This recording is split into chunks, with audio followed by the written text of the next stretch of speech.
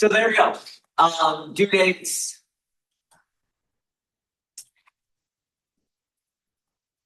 Due dates are fixed on Moodle.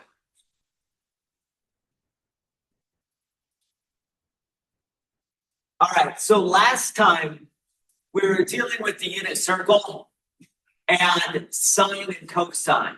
Remember, sine and cosine are the x value and the y value on the unit circle for a given angle. So if I take sine of an angle, we'll call it t. Sine is going to be the y value of the point where that ray intersects the unit circle. And cosine of t is going to be the x value of the point where the ray intersects the unit circle. Okay. So that's where sine and cosine come from. They come from this unit circle. If we know specific angles, like the 30 degrees, the 45 degrees, and the 60 degrees, where we already found the x and y values on the unit circle, the corresponding x and y values on the unit circle, then we can get cosine and sine from that. And then we can also, so we can fill out those values. We can also use the symmetry of the unit circle to project across the y-axis, to project across the x-axis, to project through the origin, although get all those points. And so I can get sine and cosine for any of these angles on the unit circle by doing that. And then if I have an angle that I don't know, like 22 degrees, for instance, then I can use my calculator. I just need to make sure my calculator is set in the right mode. If this were degrees, I need to make sure my calculator is set in degree mode. If it's radian, I need to make sure my calculator is set in radian mode. Okay. Now, I mentioned this as we left last time, but knowing that allows you also another way to find what quadrant an angle, the terminal side of an angle is in. Okay? So for instance, if I know that the angle is such that the cosine is positive and the sine is negative, then the terminal side of that angle, or the point that you get with the wrapping function of that angle, is in which quadrant? Well, if the cosine is positive, we're moving right along the x-axis. If the sine is negative, we're moving down. So that means the point is somewhere in quadrant 4. Did you follow that? So if cosine is positive, sine is negative, that's like the x value is positive, the y value is negative. So that's quadrant 4. If cosine is negative and sine is also negative, that means my x is negative and my y is negative. That would mean we're in quadrant 3 somewhere, right? Negative x, negative y values, that's quadrant 3. And then if the cosine is 0 and the sine is negative, well, if the cosine is 0 and the sine is negative, I know the point is going to be along the y-axis. It's not in any quadrant because it's on the axis. So the point is on the y-axis. And moreover, it's going to have a negative y value, so it's down below So we're moving down along the y-axis. Does that make sense? So this is another way to figure out where the terminal side of an angle, which quadrant that terminal side is in. Okay. Using the cosine and sine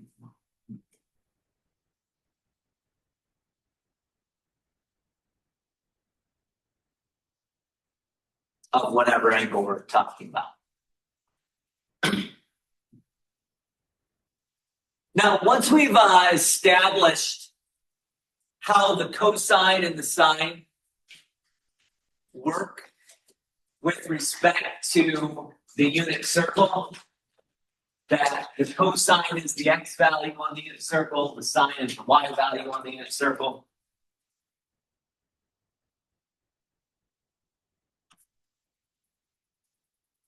Then what we can do is we can expand this out into some other trig functions. So we know that this is the picture we're looking at on the unit circle. The point on the unit circle is cosine of t, sine of t, where t is the angle between my ray, my initial ray, and terminal ray.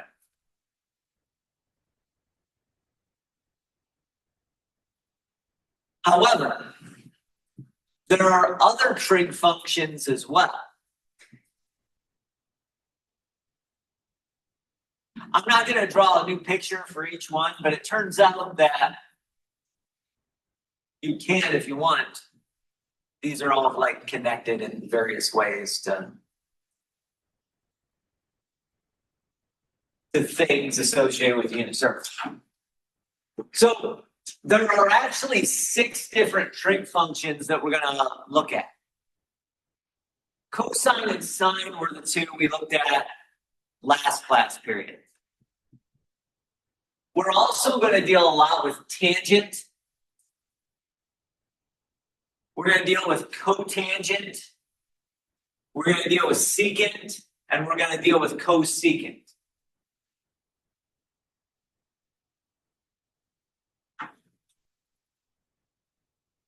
The tangent of any angle t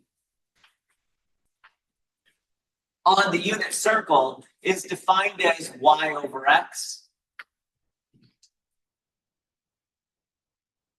Again, we're talking about the x and y value of this point on the unit circle.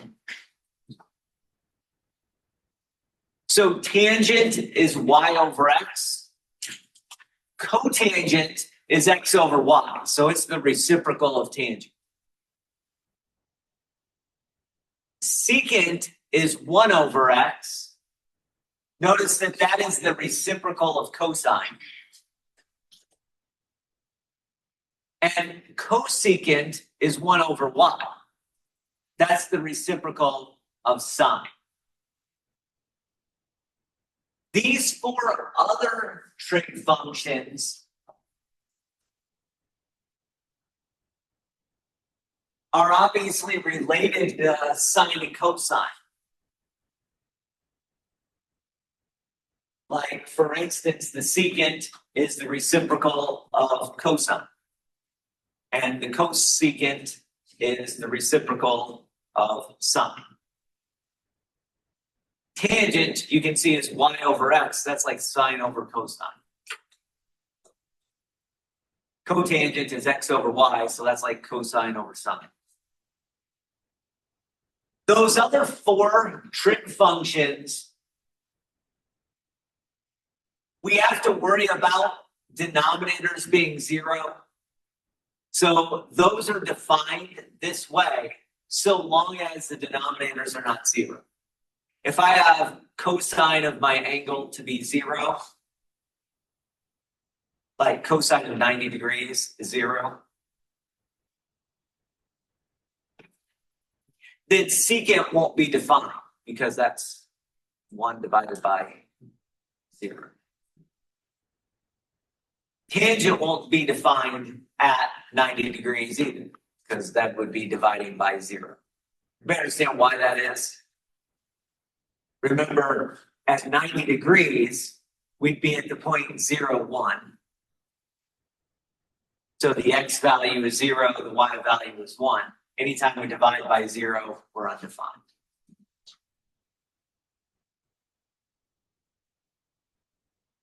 So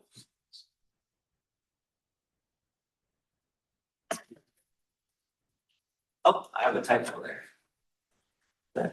Thought I fixed that. I apologize. This should say theta.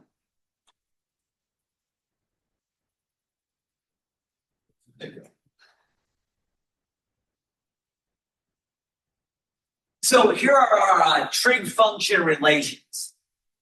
Okay. This comes straight from the previous slide. That since cosine is the x value on the unit circle, sine is the y value on the unit circle for a given angle, then tangent being y over x, it's going to be the same thing as sine over cosine of that given angle. Cotangent being x over y is cosine over sine of that given angle. And secant being the reciprocal 1 over x is the same thing as 1 over cosine. And cosecant is 1 over sine. And again, all of those things are defined so long as we don't have 0 in the denominator.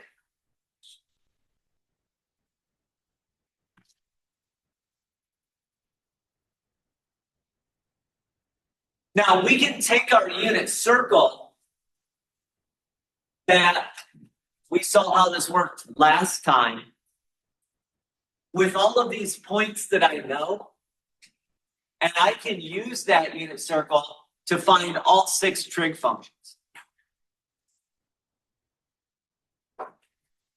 So let's find all 6 trig functions with the angle 2 pi over 3.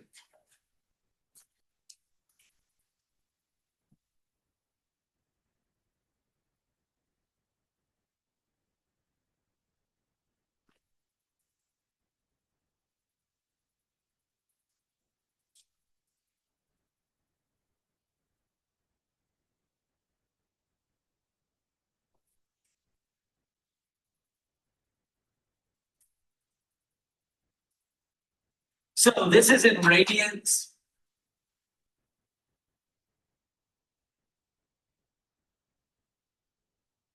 If you are using your calculator to get out these values, make sure that your calculator is set in radian mode for using radians here. I'm not going to do that right now. I'm not going to utilize the calculator right now. I'm just going to use that picture on the last slide. Let's look at 2 pi over 3. 2 pi over 3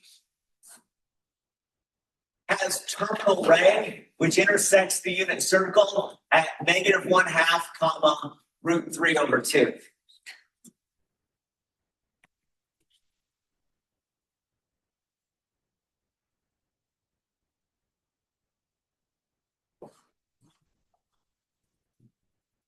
Everybody see that?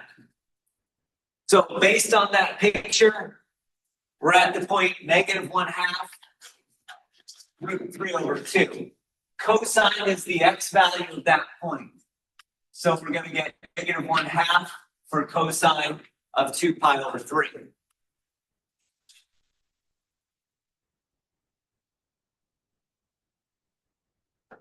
We're going to get a positive square root of 3 over 2 for the sine, because that's the y value at that point. Now we can use all the other trig functions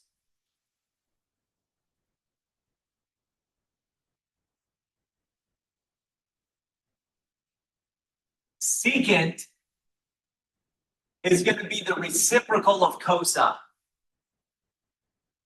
All right, 1 over cosine, reciprocal of cosine. So secant of 2 pi over 3 is just -2.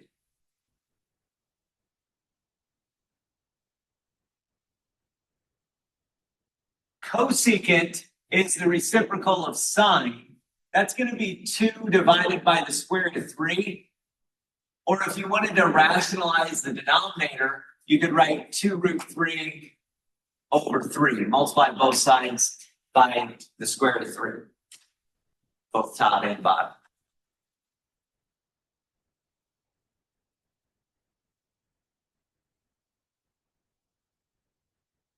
Tangent. Well, tangent is the y value divided by the x value. That's going to be root 3 over 2 divided by a -1/2.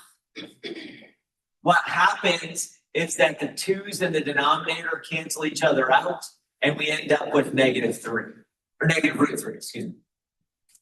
Negative square root of 3.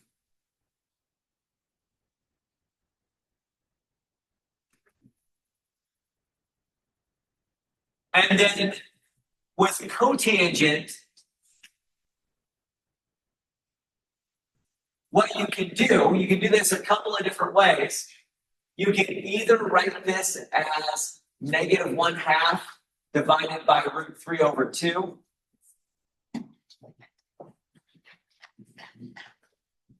Again, the x over the y.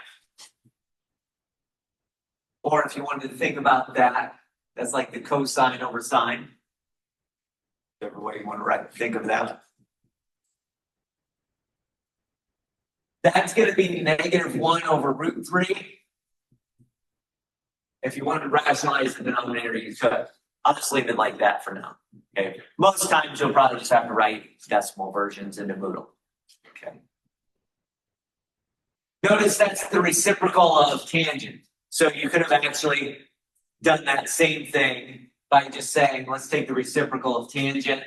That's 1 over square root of 3. Or excuse me, -1 over square root of 3. But get that? So using that unit circle, we can find all 6 trig functions for any point that's on this unit circle. All right, any point that's on that unit circle, we can do that for. Let's do the same thing with 7 pi over 6. This is one we've already calculated cosine and sine for last class. If you remember, 7 pi over 6 was one of the angles we dealt with. We don't have to memorize it. We can reference the unit circle again, but we'll use, I want you to try this on your own, 7 pi over 6. And you can absolutely use this picture. Okay. So try to find all 6 trig functions of 7 pi over 6 as the argument. When the unit 3 test comes on, will we be able to use that on test? Yep. Yeah, in fact, I'll give you some things in a second. Won't have this picture, but yes, you can use that picture. Yeah, write it down. Thank you. Most of the unit 3 will be decimals. You can also use your calculator too. So.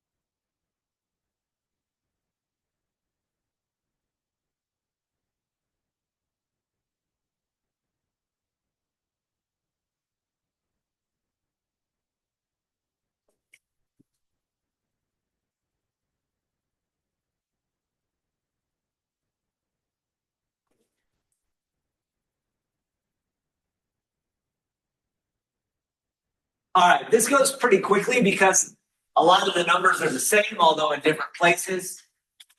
Okay. When we're at 7 pi over 6, that terminal side intersects the unit circle at the point negative root 3 over 2, comma negative 1/2. So that means the cosine is going to be negative root 3 over 2. The sine is going to be negative 1/2. The secant is going to be the reciprocal of cosine. I'm just going to write it this way. Negative 2 divided by the square root of 3. I'll leave it like that. If you want to rationalize the denominator, some people do that. Some people don't. Not a big deal for here.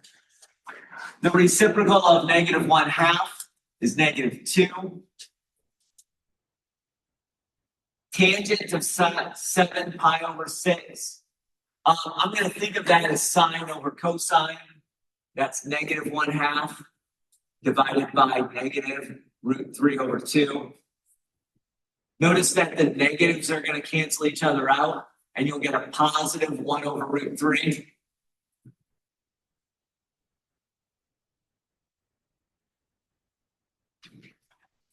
And then cotangent is going to be the reciprocal of tangent. So the reciprocal of 1 over root 3 is just the square root of 3.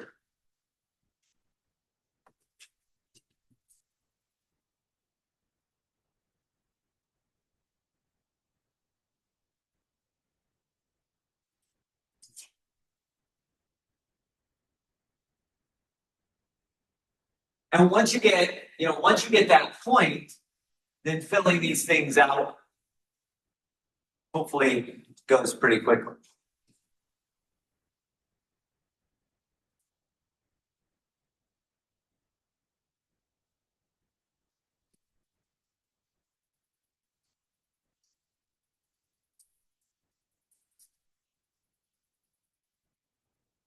I'll skip example 3. Example 3 is just using negative pi over 4.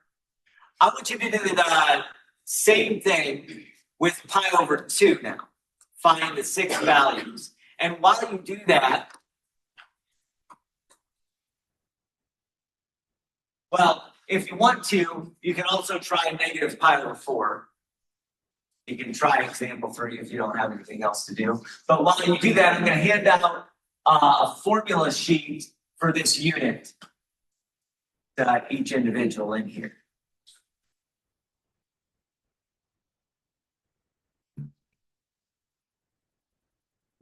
Two.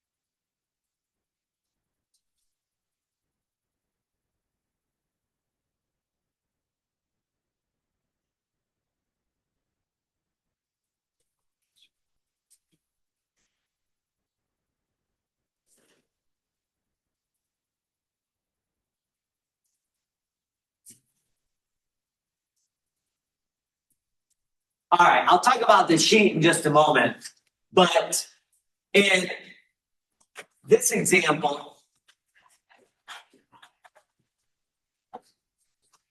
pi over 2 on the unit circle takes you to the point 0, 1. So cosine is 0, sine is 1. You can confirm that on your calculator too, if you just type it in. If you try to do secant, that'll be 1 over 0. That's undefined.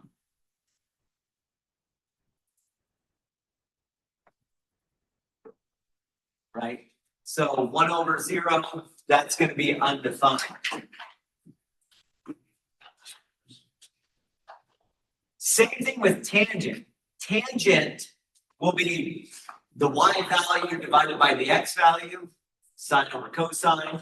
That is going to be undefined as well.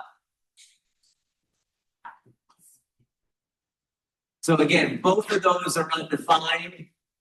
This, because secant should be the reciprocal of 0. 0 doesn't have a reciprocal. Tangent, because we have sine over cosine, that's 1 over 0. However, cosecant is defined. Notice that if I take 1 over 1, I just get a 1. That's perfectly all right. Cotangent is also defined. 0 over 1 is perfectly fine to do. That's 0.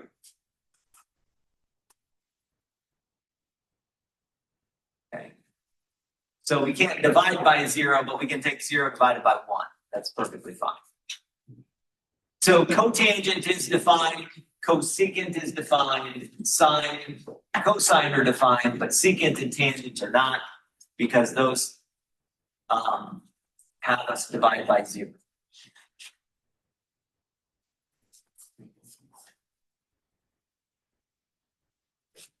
By the way, just as a note,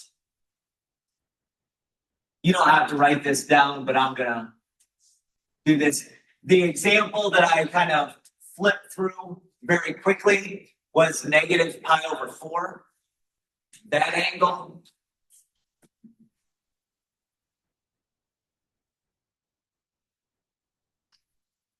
That's the one where both sine and cosine are negative root 2 over 2. Okay.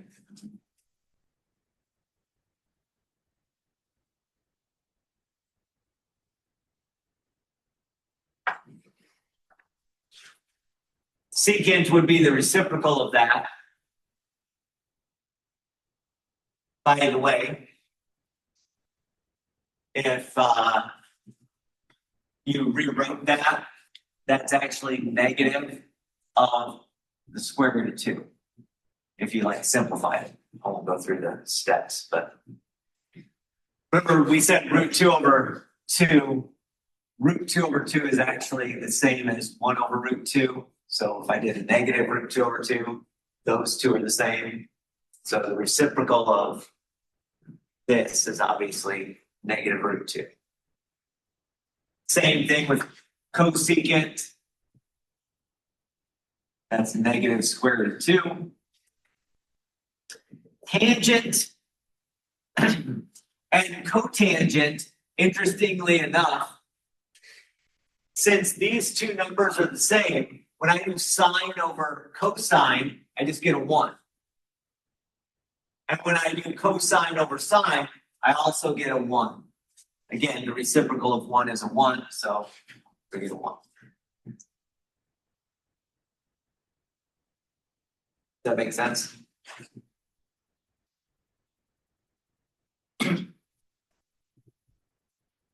Good.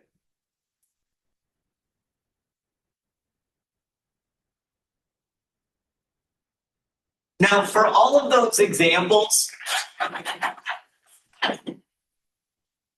we were using this picture which we came up with last time. So we came up with this picture last time when we were looking at sine and cosine on the unit circle. Obviously, if I don't have an angle that's listed here, then it gets more complicated. But I can still, if I have a special angle like 22 degrees or 11 pi over 90, something like that, I can simply use my calculator to find those angles, the trig functions of those angles. And I'll show you how to do that in a couple of instances. So let's do the same thing where we try to find all 6 trig functions at a specific angle. This time, our angle is going to be 8 pi over 5.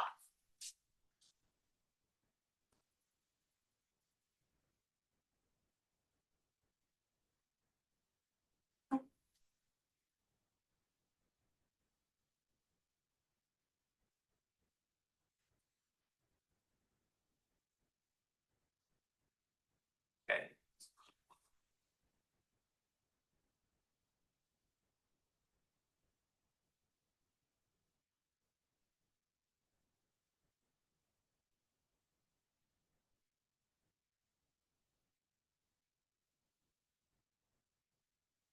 There we go. Good. All right. So first thing we always want to do is go to your mode. Make sure your mode is in the correct setting. If we're dealing with 8 pi over 5, that's in radian measurements. So I need to make sure that my mode is in radians. That's always a good thing to check. Most of the time when we're dealing with a unit circle, we'll be in radian mode. We'll see later that most times when we deal with triangles, we'll be in degree mode. Okay, there's a lot of overlap, but that's what we want. So I'm just going to start with cosine. We have seen the cosine button last class. Cosine button's right here, right above the parentheses. And then we just take 8 pi. I get pi by second and then the caret key, right? And then divide by 5. So there we go. That's about 0.31, depending on how many decimal places. Most of the time, we'll probably have to round it to 2. I'm going to go out to 4 right now, just so that we have that on our notes, so we don't mess that up, okay? So 0.3090 if I go out to 4 decimal places. Again, I'm just doing this to make it easier to recognize if you're going back and look at your notes. You can do the same thing with sine. Sine of 8 pi over 5. That's negative 0.9511.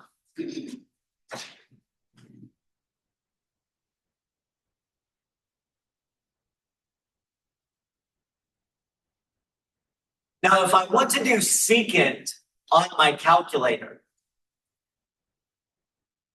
the easiest way to do this is to use that trig identity, which says secant is 1 over cosine, right? We had that up on the notes before. That's also in the sheet. That's one of the reciprocal identities in the sheet I just handed out. So those are the first identities that we learned. Reciprocal identities, and then the quotient identities, where tangent is sine over cosine, and cotangent is cosine over sine. That comes in handy right now, because now I can just take 1 over cosine of 8 pi over 5. And that gives me a 3.2361.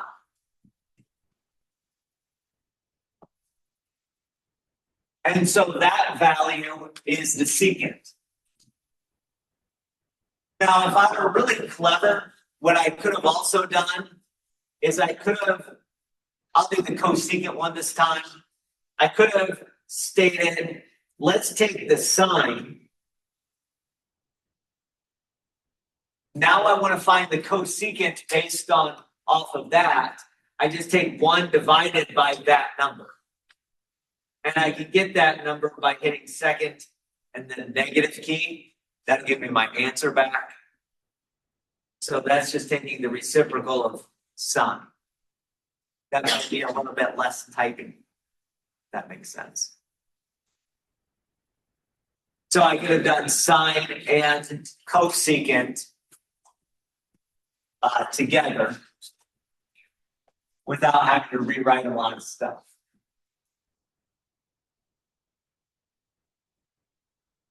Does that make sense? So cosecant is 1 over sine, so that's negative 1.05.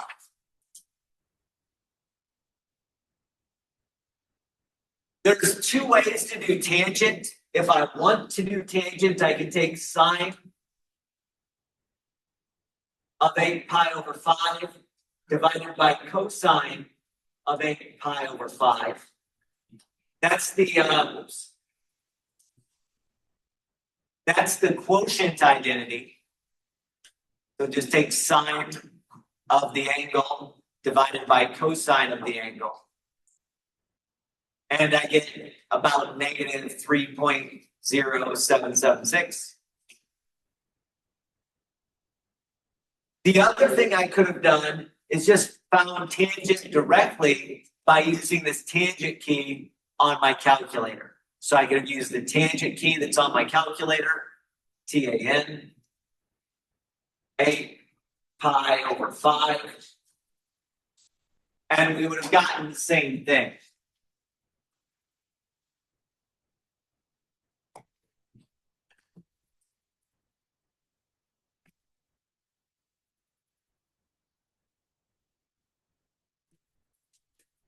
We okay with that? How could I find cotangent? Well, it looks like there's 2 ways to do it. Exactly. There's 2 ways to do it, right? If you look on the quotient identity, I could have taken cosine and then divided it by sine. Cosine of the angle divided by sine of that same angle. Or I could just take the reciprocal of tangent. Since I just found tangent, I can take the reciprocal of that by doing 1 divided by my answer.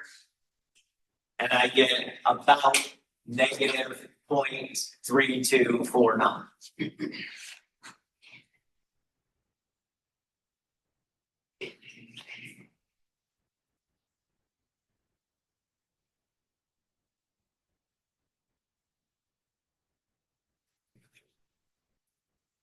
So that's the idea.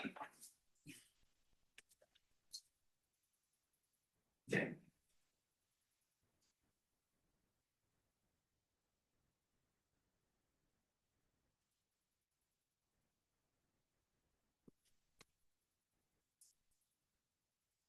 Again, lots of different ways to do that.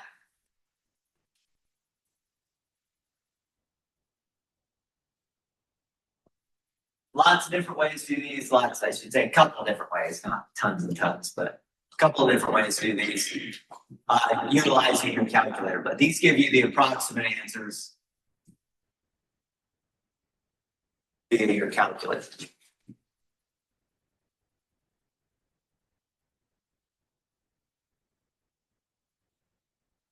I want you to try one more on your own, one more set on your own. Use your calculator to find cosine, sine, secant, cosecant, tangent, cotangent of 10 pi over 11.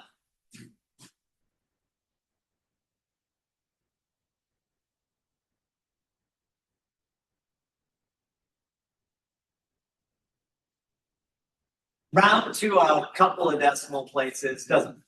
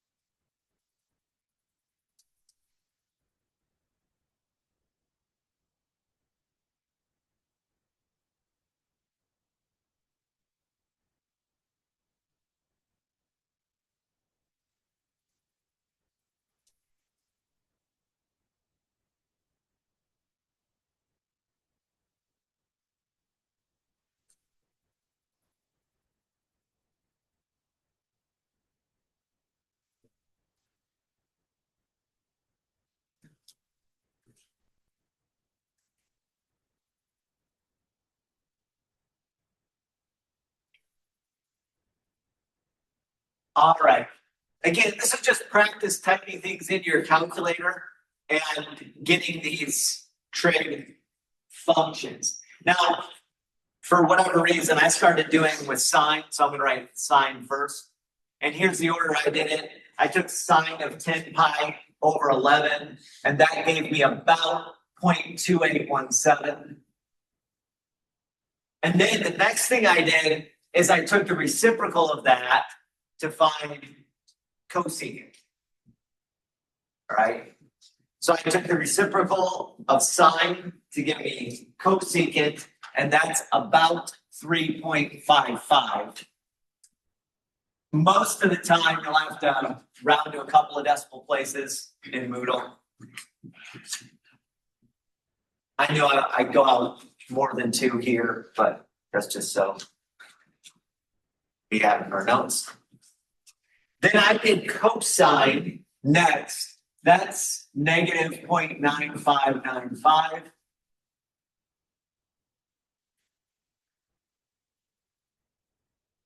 And then I took the reciprocal of that number, which was negative 1.04 roughly, and that was my secant.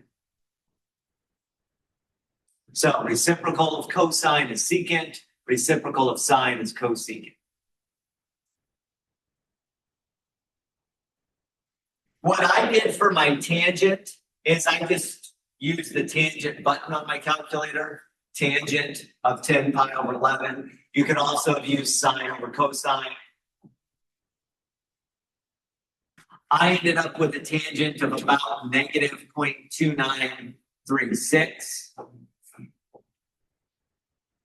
My cotangent is the reciprocal of that, which is negative 3.405, blah, blah, blah. I'll just say negative 3.41. Rounded to 2 decimal places.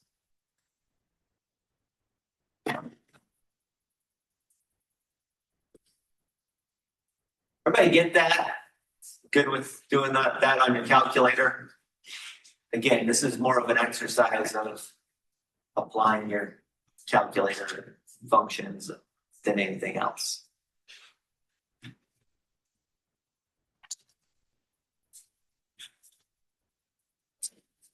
All right. So that's how we can find cosine, sine, secant, cosecant, tangent, cotangent if I'm given the angle. Okay. If I'm given the angle and that angle happens to be one that's on this unit circle, I can find the exact value by looking it up on the unit circle. I could also find an approximate value by plugging it into my calculator. And I can only find an approximate value like with 8 pi over 5 or 10 pi over 11 using my calculator because that's not one of the ones we've labeled on our unit circle. Okay.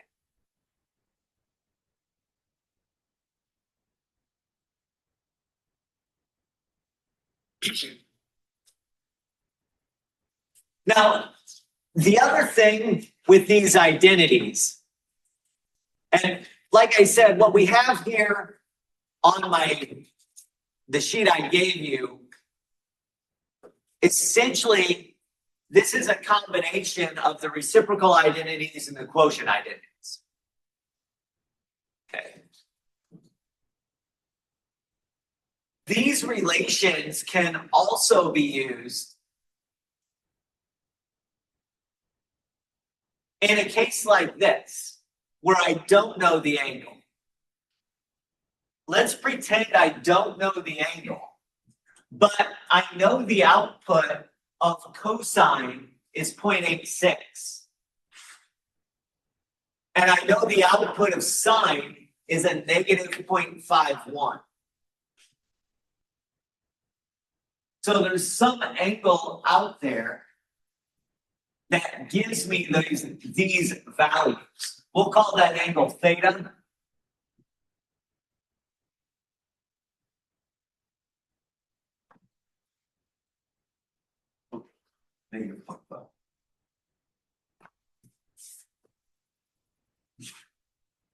without actually understanding or knowing where theta is, the value of theta, I should say, I can tell you where the terminal side is. We can find secant, cosecant, tangent, and cotangent just based off of these identities.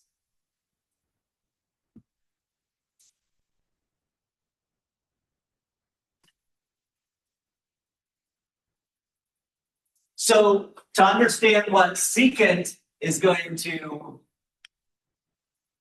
output when I input the angle, all I have to do is realize secant is the reciprocal of cosine. So it's going to be 1 divided by 0.86, whatever that comes out to be.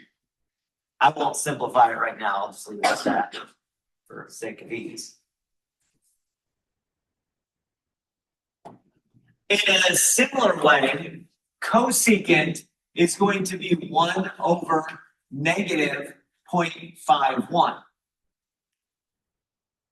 Again, I won't simplify that right now because that's, you can if you want. You just, it's going to become some ugly 2 point something or other, or one close something close to -2. But there it is. Something close to -2. Tangent is sine over cosine, so it's going to be whatever you get when you take negative 0.51 and divide it by 0.86.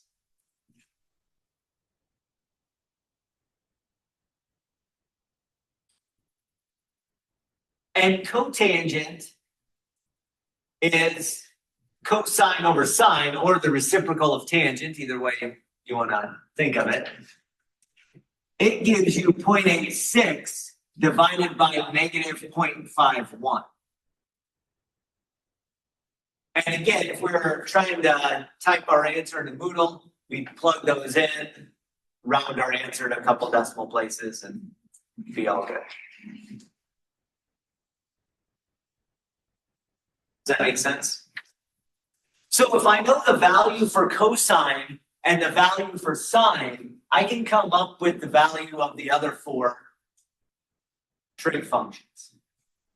If I know the output for sine and the output for cosine, I can find the value of the other 4 trig functions. Now, this doesn't work just with cosine and sine. If we're clever, oh, I'm sorry. I had one more question on there. I forgot this to answer. Before I move on, what quadrant is this in? What quadrant is the terminal side of our angle theta? Go for it. Is it in the fourth? Fourth quadrant, exact. Positive x value, negative y value. So fourth quadrant, because we have positive cosine, positive x, and negative sine, negative y. So that's in quadrant 4.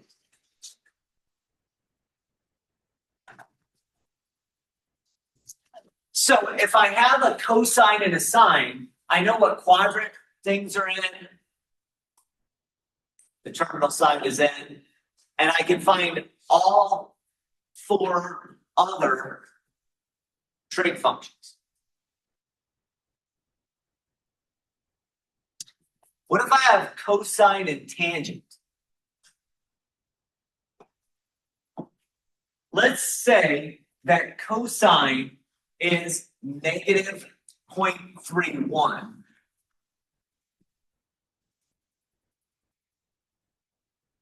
And tangent is 3.06.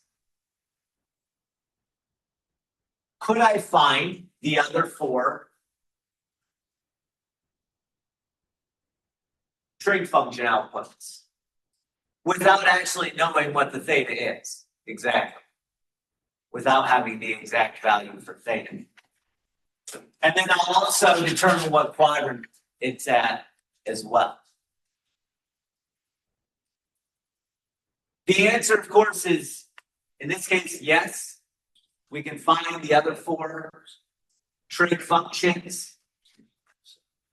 If I know that tangent of theta is equal to sine of theta divided by cosine of theta.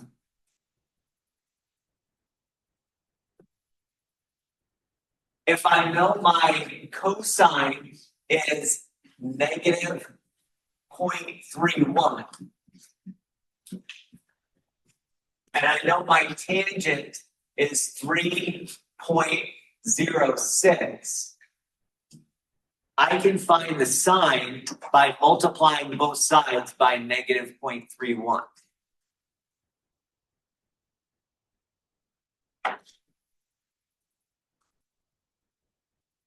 So negative 0.9486 is going to be the sine.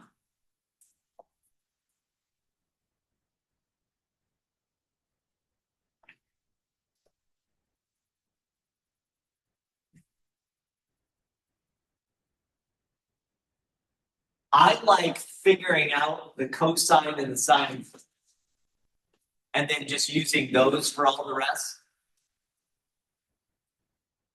I think that's the easiest.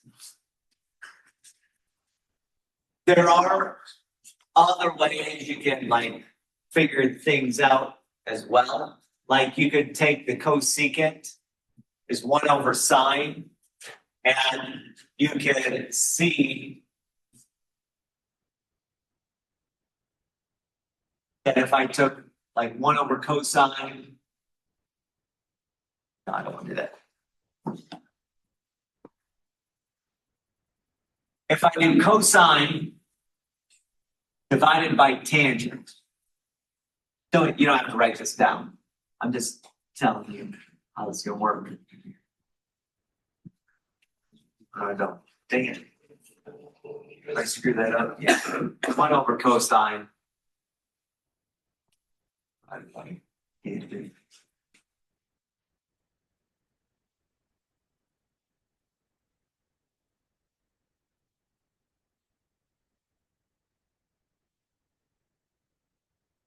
Yeah, there you go.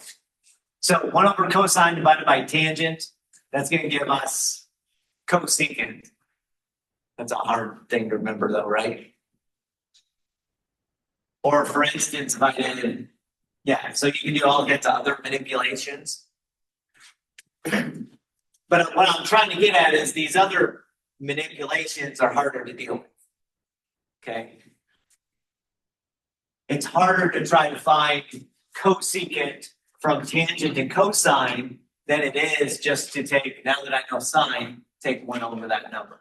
I make it what I'm getting at there. So there are other manipulations you can do, but I like finding cosine and sine first.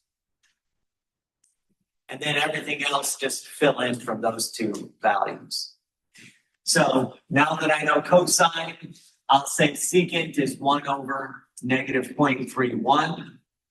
I'll say cosecant is 1 over negative 0.9486.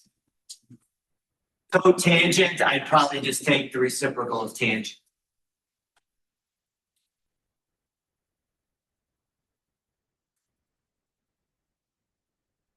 And then what quadrant is this in?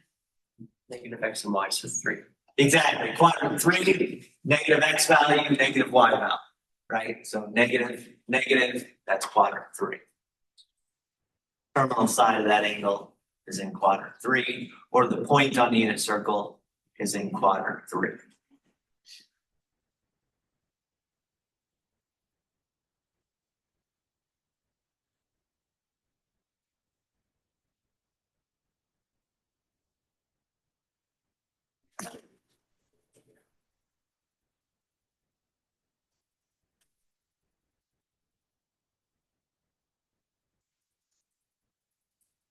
Now, by the way, what if we know just one of our values?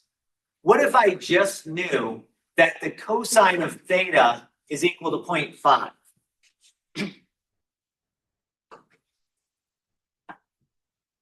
If I just knew that alone, then trying to find sine and cosecant and Secant I could find, that's 1 over 0.5, right? But tangent, cotangent, using the reciprocal and the quotient identities alone would not work, right?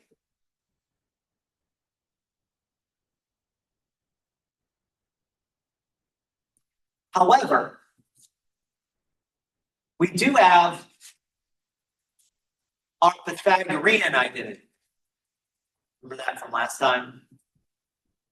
From last time, we said since we know we're on the unit circle,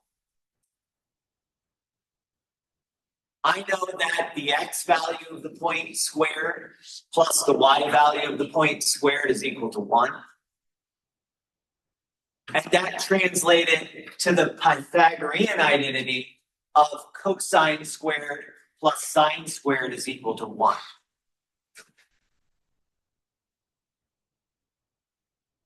That Pythagorean identity can be used if we have the cosine to find the sine.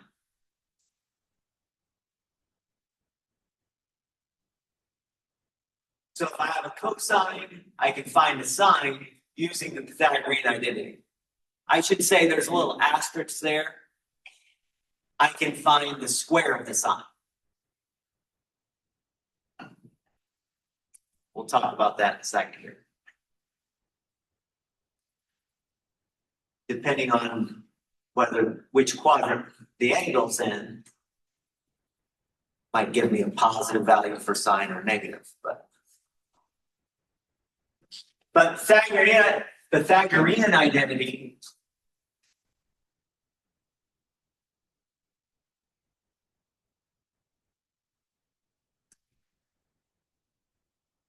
is nice. Now, if I just know cosine, I can come up with the sine.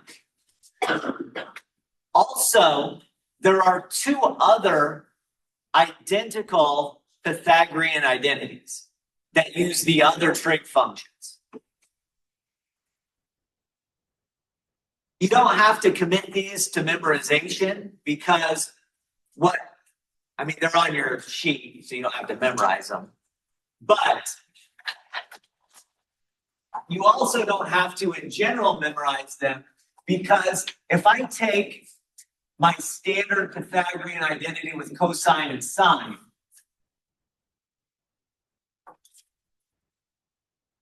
and I divide everything by cosine squared. So I divide the left-hand side by cosine squared and the right-hand side by cosine squared. Cosine squared divided by cosine squared of the same argument gives me 1. This is sine over cosine and another sine over cosine. So sine squared over cosine squared, I'm arguing, is tangent squared. That makes sense? Sine over cosine times another sine over cosine. So we get tangent squared there. And this is 1 over cosine squared. It's like 1 over cosine times another 1 over cosine. That's secant squared.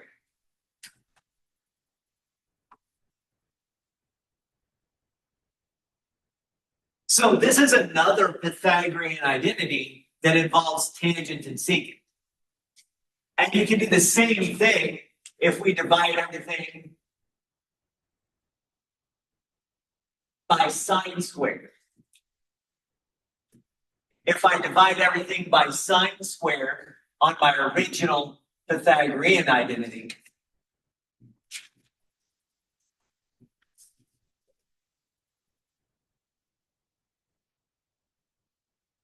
then I get cotangent squared of the angle plus 1 is equal to cosecant squared of the angle. So those other two Pythagorean identities, one's involving secant and tangent, and the one involving cosecant and cotangent,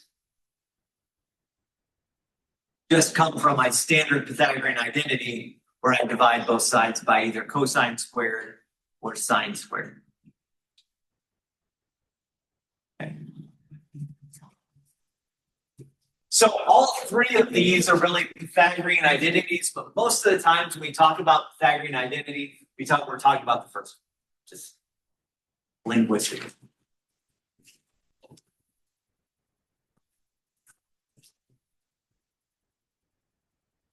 So this gives me a way, like I said, to find, if I'm given cosine, I can find sine. If I'm given tangent, I can find secant. If I'm given cotangent, I can find cosecant. Or vice versa on either of those. On any of those. If I'm given sine, I can find cosine. If I'm given secant, I can find tangent. If I'm given cosecant, I can find cotangent. Again, there's a little bit of an asterisk, and you'll see why in just a second.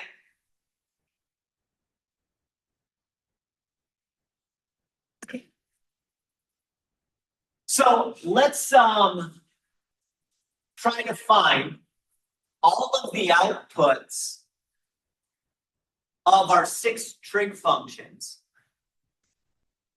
And here are the 2 pieces of information that I know. I know that cosine of theta is equal to 0.58. And I know that theta is in quadrant 4. We'll talk about why that matters in a second. So if cosine of theta is equal to 0.58,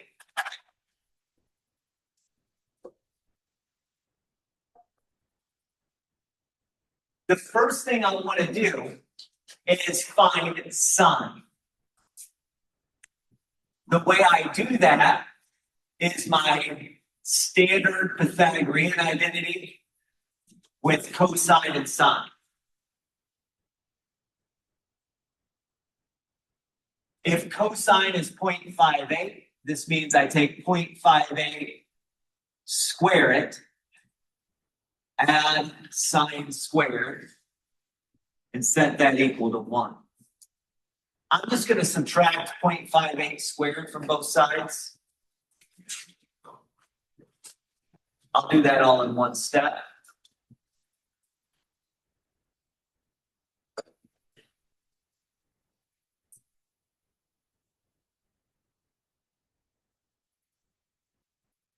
If you do that, just be careful of your negatives.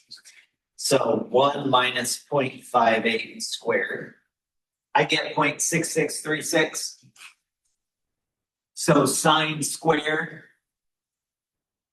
of theta should be 0.6636. Now here's why knowing what quadrant it's in is important. When I go to find the sine, I would take the square root of both sides. But remember when I did that, when I take square roots of both sides, I should actually take the positive and negative square root. If I took the positive square root, so if cosine is 0.58, there's actually 2 points on the circle whose x value has 0.58. One's in quadrant 1, the other's in quadrant 4. Okay. I'm saying that my angle is the one that's in quadrant 4. Terminal side's in quadrant 4. And therefore, the sine is going to be a negative something or other. So when I take that square root, I'm going to take the negative square root. If I took the positive square root, I'd be up at this point. If I get that. So that's why it was important to know what quadrant it's in. I'm just going to write since quadrant 4. that means the sine of theta has to be the negative square root of 0.6636.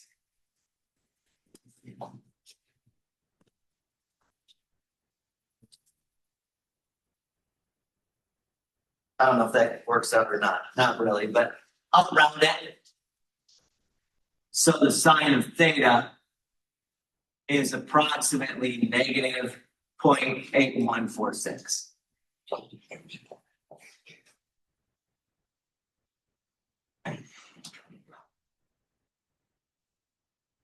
But now I know cosine and sine, so all the other four trig functions, I just use either the reciprocal or the quotient identities on them. Okay. So if I want to take secant of my angle, that's going to be 1 over 0.58. If I want to do cosecant of my angle, that's going to be 1 over negative 0.8146.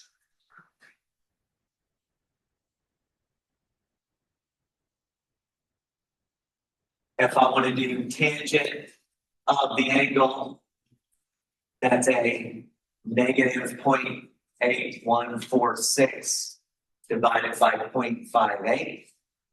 And if I wanted to do cotangent of that angle, that's 0.58 divided by negative 0.8146. So once you get the sine and the cosine through the Pythagorean identity, then everything else becomes nice.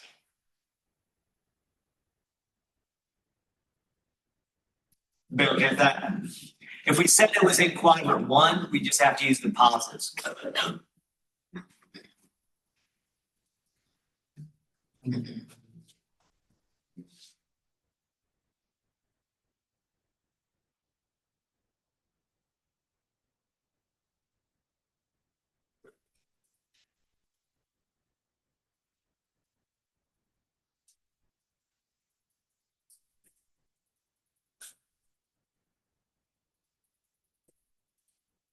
All right, let's do another. And we'll do this together. There's a couple of different options you can do.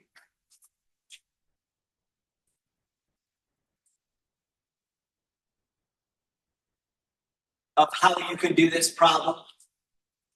So the two pieces of information that I'm given is that the secant of the angle is 3. And the terminal side of the angle is in the first quadrant. Quadrant 1, we're going to have positive cosine, positive sine, right? So positive everything else.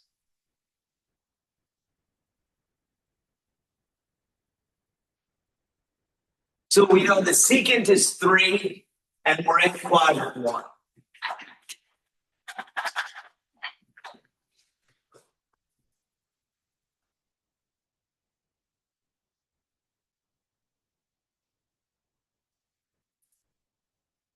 Because I have secant, there's a couple of different options. You could use the secant tangent Pythagorean identity, and then find the tangent, and then use secant and tangent to find cosine, to find sine, find all the other ones. Okay.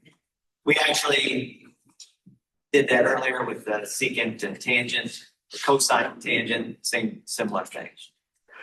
But you can also, if you want, say secant and cosine are reciprocals. So this tells me that the cosine has to be 1/3. Okay. And then if I want, I can use the Pythagorean identity with cosine rather than the Pythagorean identity with secant. Okay with that. So whichever way you want to do it, if you want to find Pythagorean identity with secant, that's okay. You'll find the tangent in that case. If you want to use the Pythagorean identity with cosine, that's fine. You'll find the sine in that case. I like dealing with cosines and sines more, so I'll use that one. I'll use the cosine version. But if you use the secant tangent version, that's fine too. So Pythagorean identity says cosine squared plus sine squared is equal to 1. In this case, we have a really nice fraction.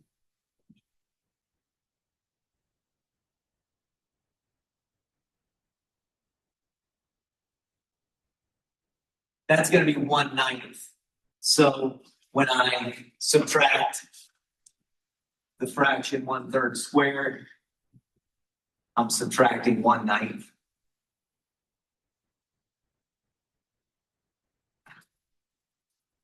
We get that sine squared of theta is equal to 8/9.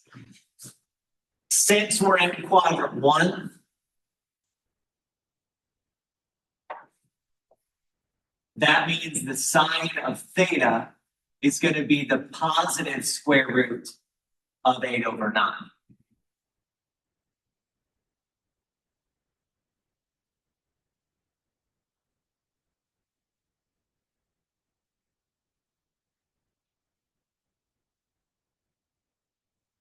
I'll write that over here.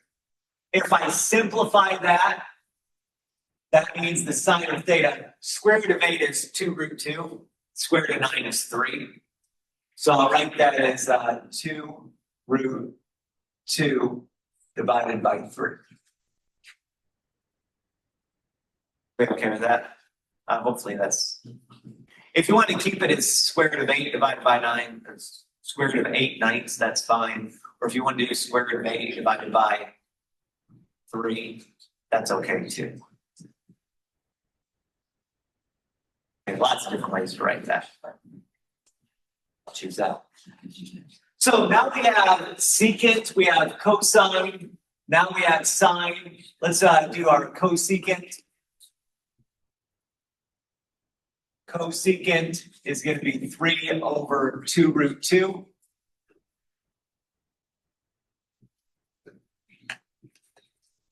Tangent sine over cosine.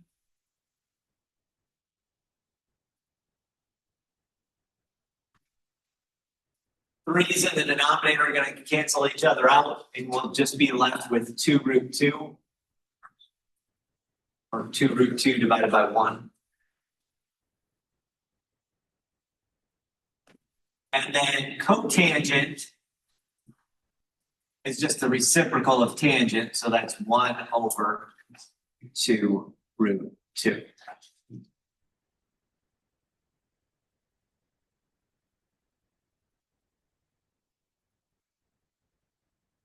Does that make sense?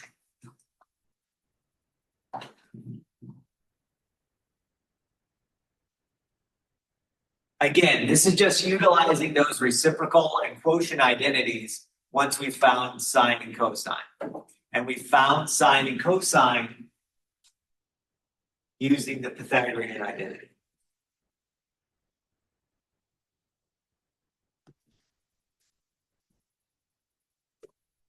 So that Pythagorean identity, very nice to know. Okay.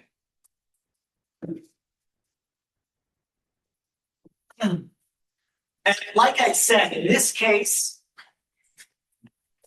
I was given secant. I could have used the Pythagorean identity with secant squared and tangent squared. You have to be careful about that, because it's 1 plus tangent squared is equal to secant squared. So you have to be a little bit careful when you do that, but you could have done that as well. You guys know what I'm saying there? By the way, it's nice. Let's just do that for the sake of completeness.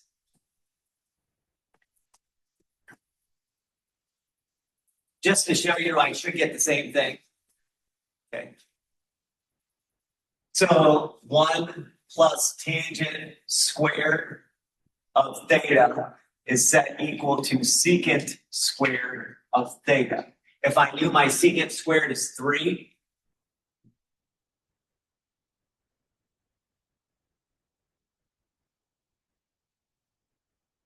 I'd have that. And then I'd subtract 1 from both sides. 3 squared is 9, so 9 minus 1 is 8. And I get tangent squared is equal to 8.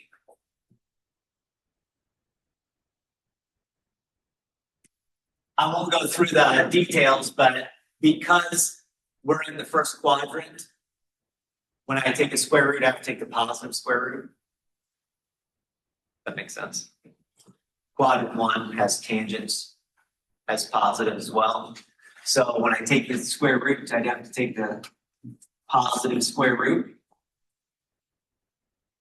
Square root of 8. And sure enough, square root of 8 is 2 times square root of 2.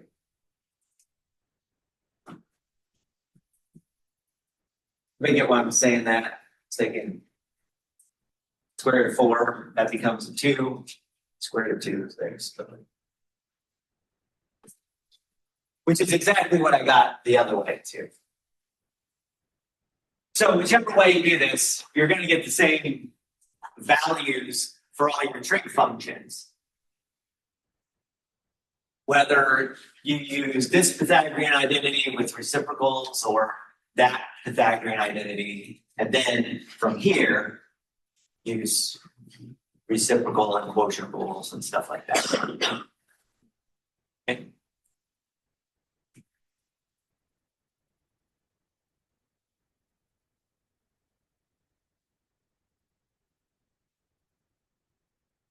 So all of these things are very much interconnected.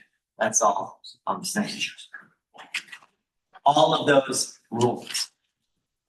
Now, obviously, I gave you this trig identity sheet handout.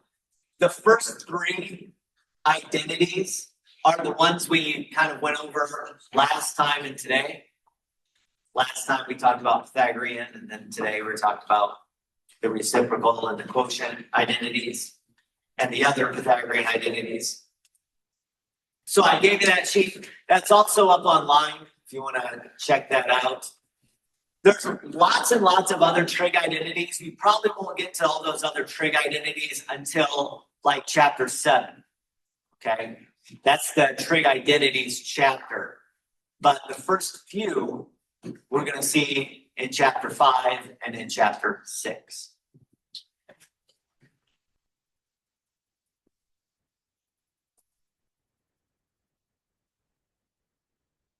All right. So that's the end of 5.3.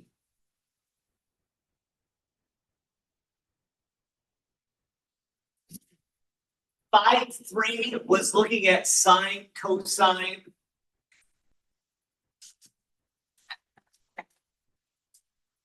and all my other trig functions via a unit circle approach. 5.4 is where we get into right triangle trigonometry. So I'm going to look at sine, cosine, all those other angles from a right triangle standpoint. Now, it's all connected because the unit circle implicitly gave me a right triangle. If I look at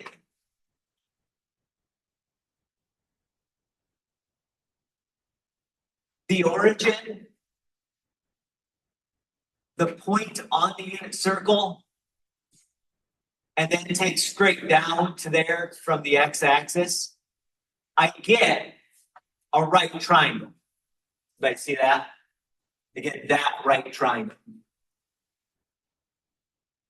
So the unit circle gave me a right triangle. Now what we're going to do is say that any right triangle I can possibly think of is just a scaling up version of the one from the unit circle. Not all right triangles have hypotenuse 1. This was circle with radius 1. That's our unit circle, right? So this right triangle had radius 1. But what if our right triangle has some other radius? Or has some other scaled up factor? So what if the radius of the circle was r rather than 1? Okay. Then the x value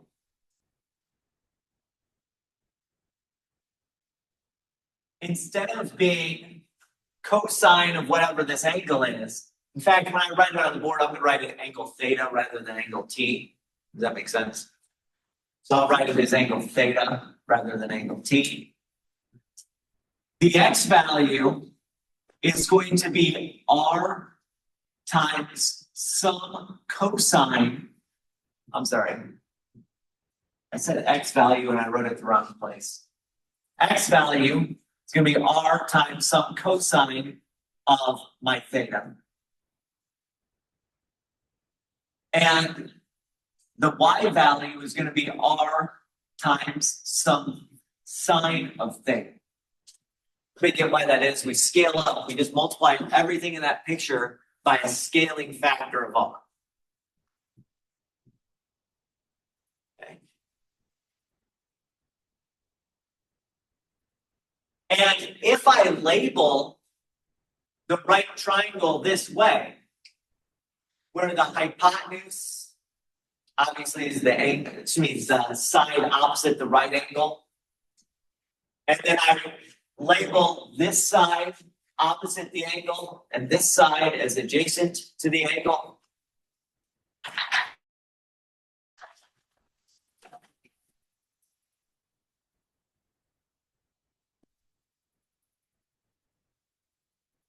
So I know all of my right triangles are going to look like this. So, I mean, not the same shape, but something like that. With the right angle here. So if I call this theta, this is my hypotenuse. This is the side opposite the angle, and this is the side adjacent to the angle.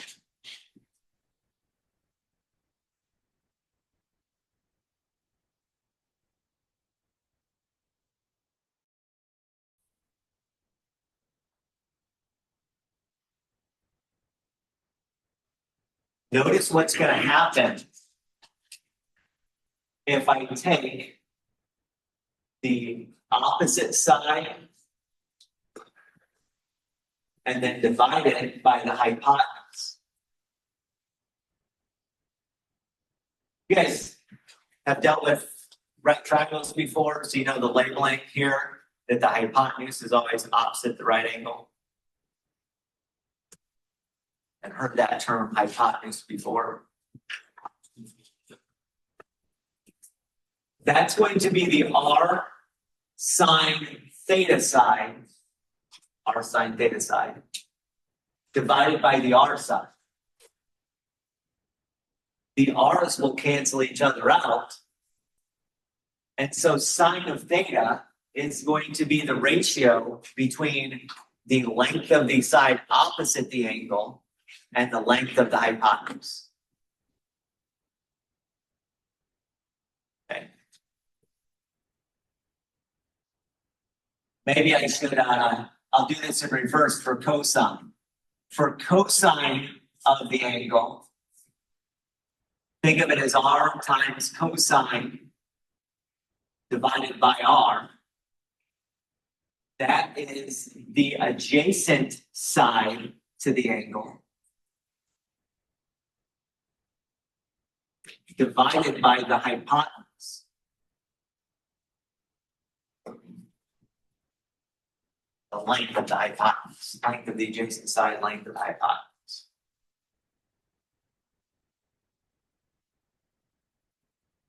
And then you could also do tangent in the same way. Remember, tangent is sine over cosine.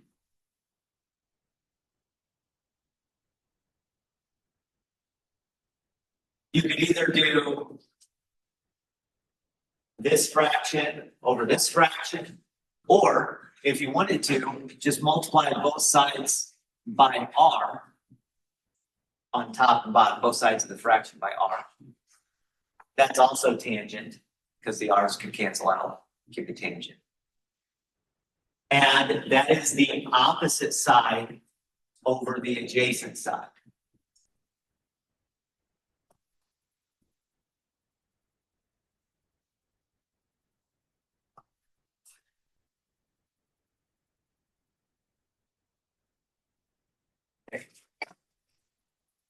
So because I can, whenever I have a right triangle, let's say I have a right triangle, and I don't know, we'll call this A, B, and C. Because I can always like spin it and flip it, I can always orient it this way if I spin it and flip it in the correct way. That's my right angle.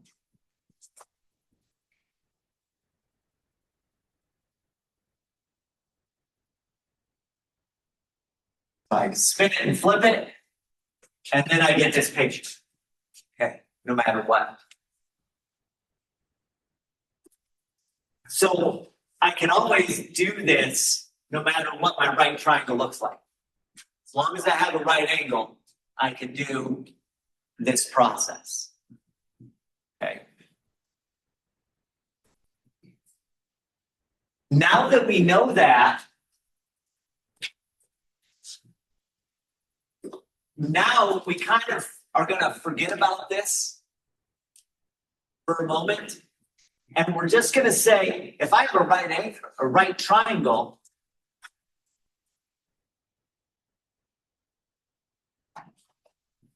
then I have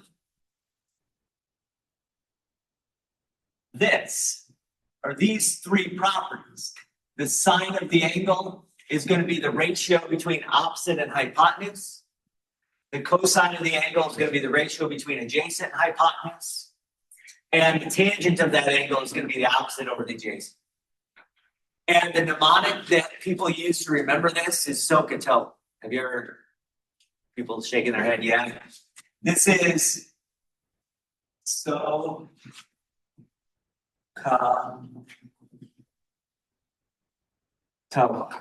And it means the sine is equal to the opposite divided by the hypotenuse.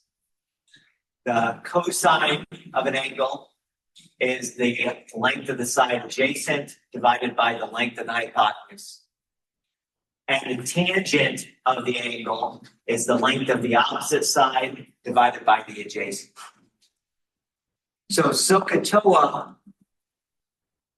is a tool that we can use in right triangles. Okay. Does that make sense?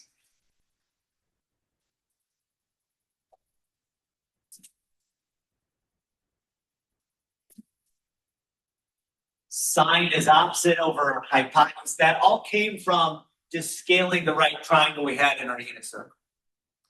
So as long as I scale everything, the right triangles I get in my unit circle, then we see that that always has to be true.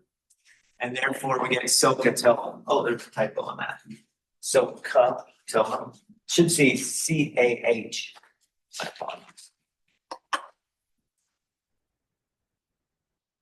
I got it.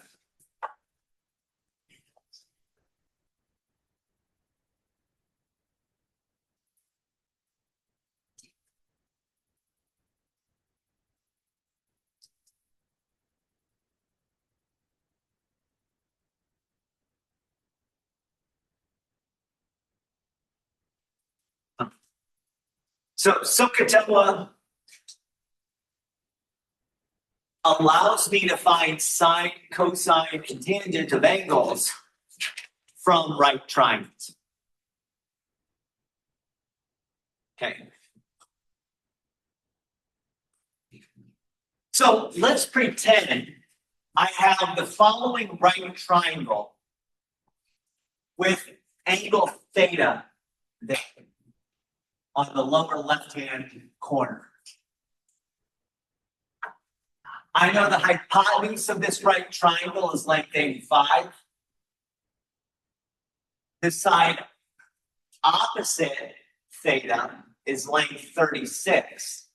And the side adjacent to theta is length 77.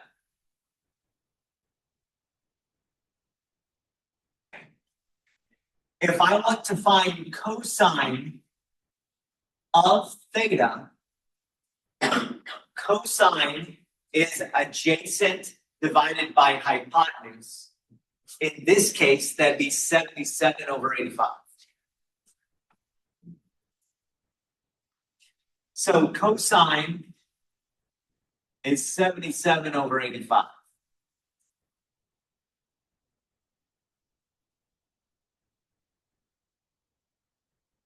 Sine is opposite over hypotenuse. That would be, in this case, 36 over 85. And tangent is going to be opposite over adjacent. That's going to be 36 divided by 77.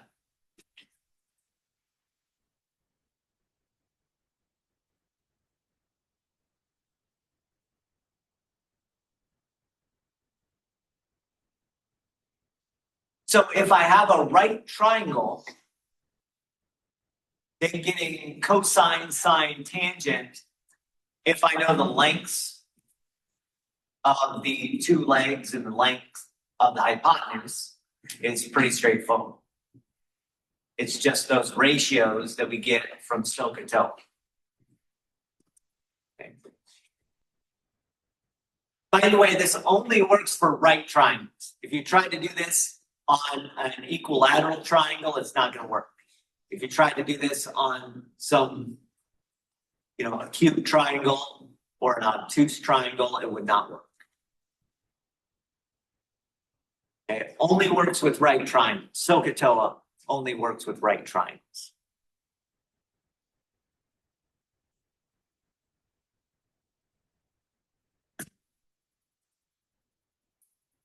I want you to try this one on your own.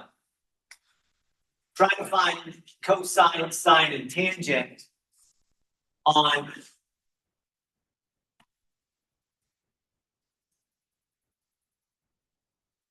this right triangle.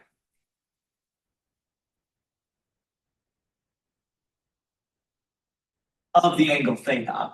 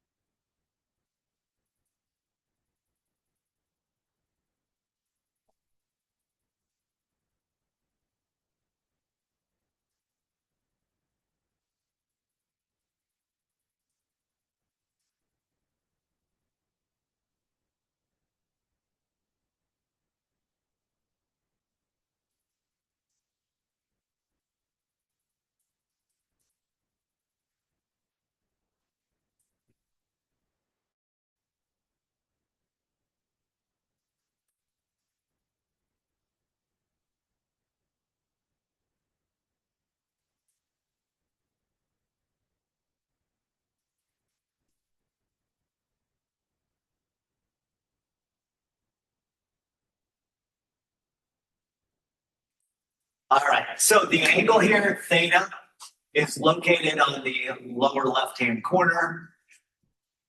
If I'm trying to find my sine, I'll do sine first. A lot of times, if you're writing in your notes, you can right shorthand. SOHCAHTOA means its sine is opposite over hypotenuse. In this case, the side opposite theta is the 8. The hypotenuse is length 16. If you simplify that, you get 1/2.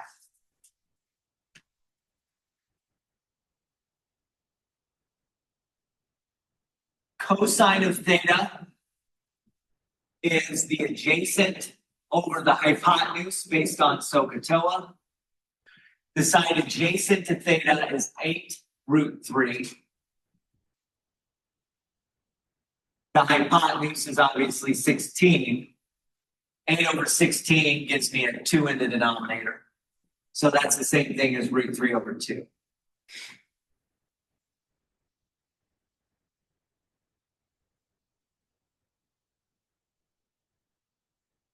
Tangent,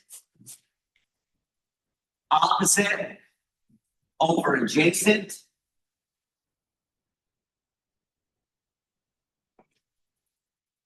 Which is 8 divided by 8√3. 8s will cancel out. You'll get 1/√3.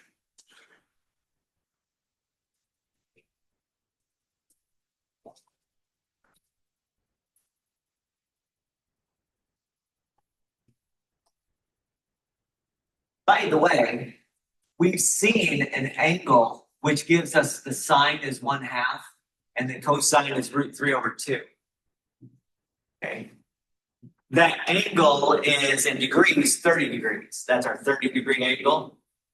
And in radians, that would be pi/6. So it turns out this is telling us that this angle is actually a 30-degree angle.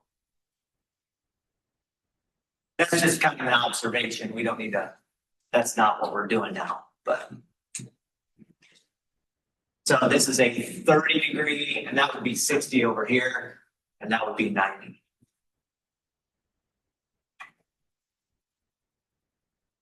Just because I know the sine and cosine of 30 degrees are 1/2 and √3/2 respectively.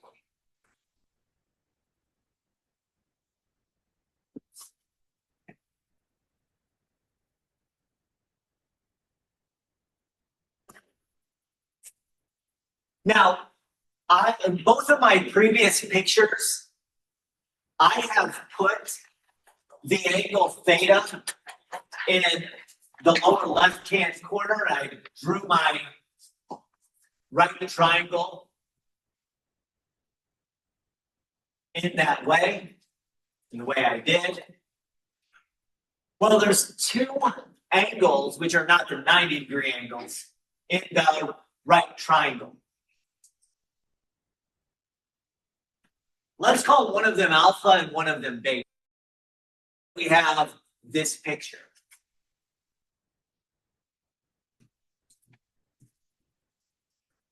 Well, I can actually apply SOHCAHTOA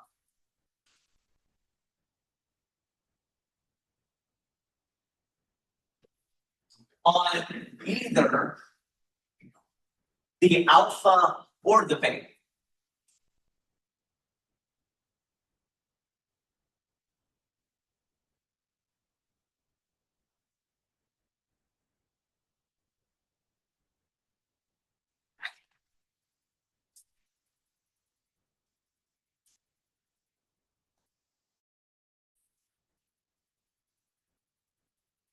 Let's apply SOHCAHTOA to the alpha first, because the alpha is kind of located where our previous two examples were located.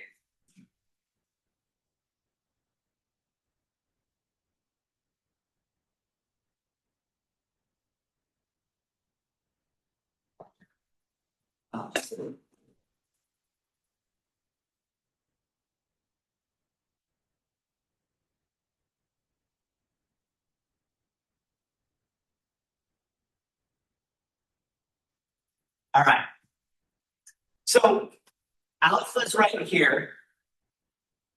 If I want to take the sine of alpha, that's the opposite over the hypotenuse. The sine opposite of alpha is 60. The hypotenuse is 109. So the sine of alpha is 60 over 109. Cosine of alpha is adjacent over hypotenuse. That's going to be 91 over 109 for alpha. Tangent of alpha is opposite over adjacent, which would be 60 over 91. Now we can do the same thing with beta.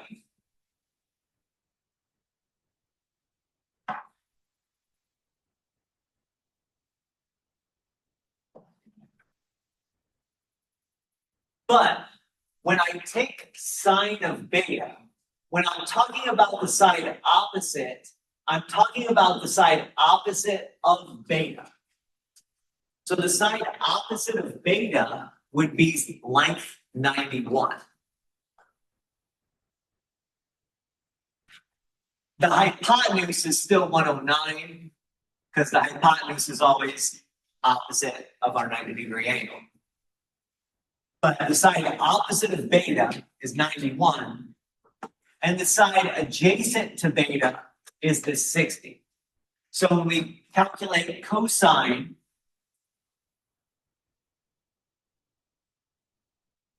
cosine would be 60 over 109. Cosine of beta is 60 over 109. And tangent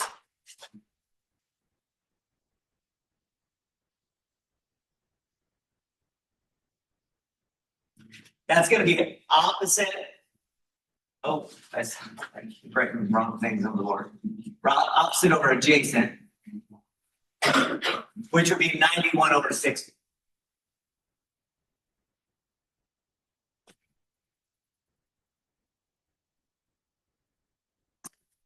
Notice that when we took the other angle of a right triangle, our sine and cosine flip-flop. Right? What used to be our sine of alpha is now the cosine of beta. And what was the cosine of alpha is the sine of beta. And then the tangent of alpha would actually be the cotangent of beta.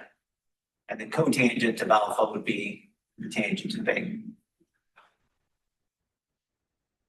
So there's a lot of links there. Those are not things you have to memorize, but you do have to understand that if we're taking sine of this angle, then this side is opposite. If I take sine of this angle, then this other side is the opposite one we're talking about.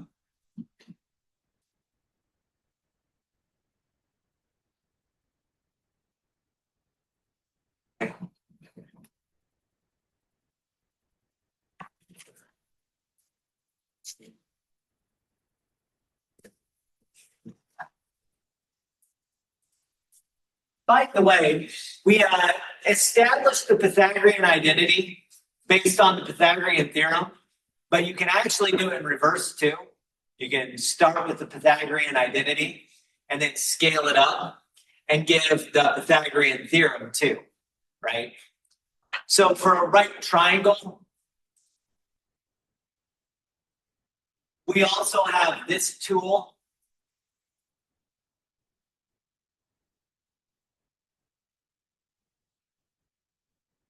Which is the Pythagorean theorem, which says that if you have a right triangle whose base lengths are A and B, and whose hypotenuse length is C, then A squared plus B squared is equal to C squared. Again, Pythagorean theorem only works for right triangles. SOHCAHTOA only works for right triangles. So that's another tool that we have with right triangles.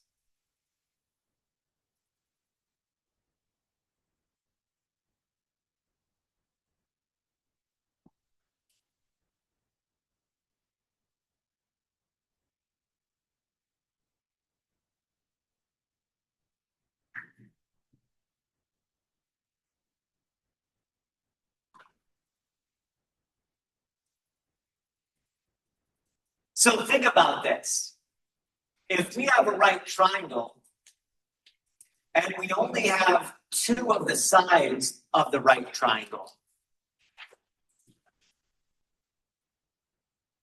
then I can find the other side using the Pythagorean theorem. And then I can find all of the trig functions of my angles.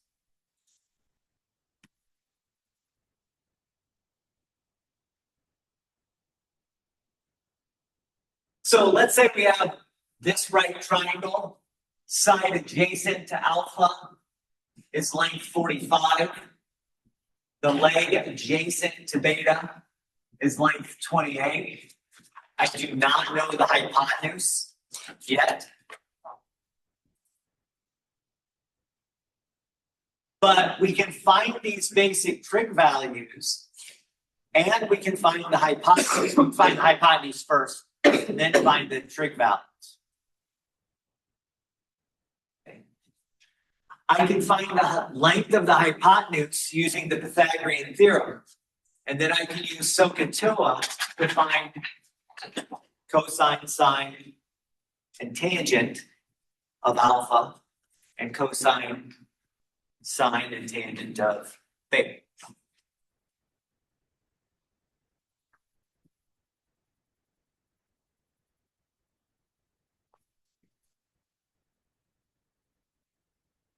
In this case, we'd have 45 squared plus 28 squared is equal to c squared.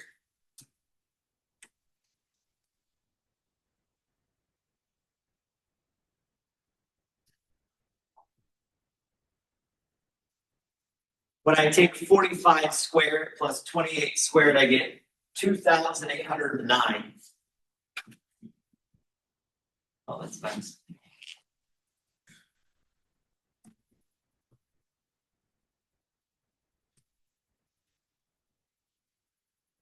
I can take a positive square root because we are talking about lengths of sides of triangles here. So they have to be positive lengths.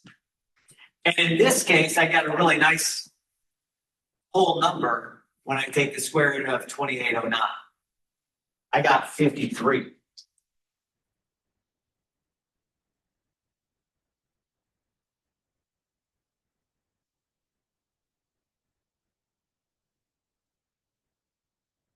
So this tells me that the hypotenuse is length 53.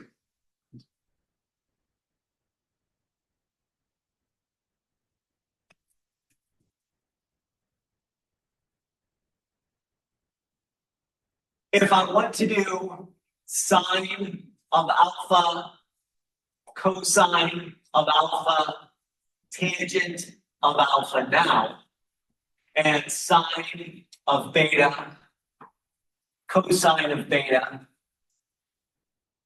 and tangent of beta now, everything goes really quick.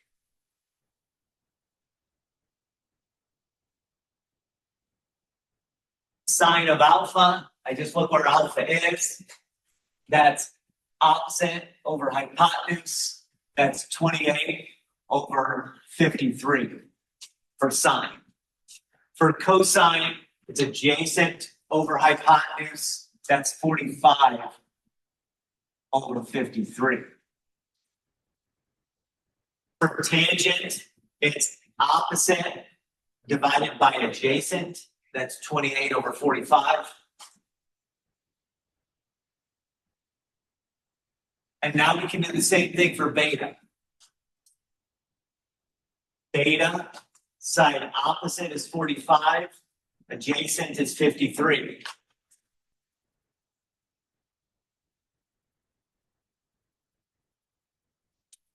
Cosine of beta, the adjacent side divided by the hypotenuse is going to be 28 over 53.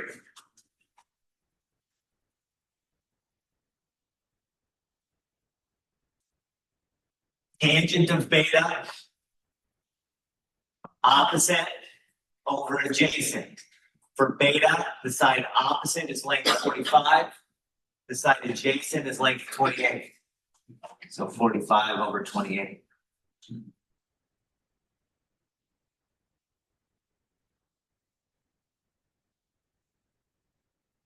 that make sense?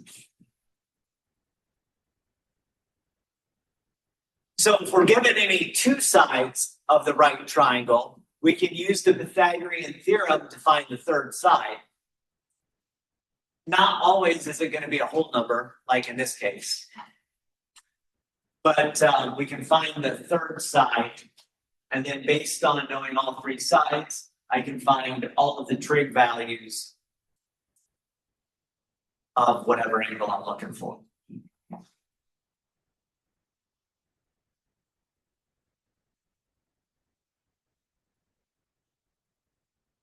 Any questions about that? Great.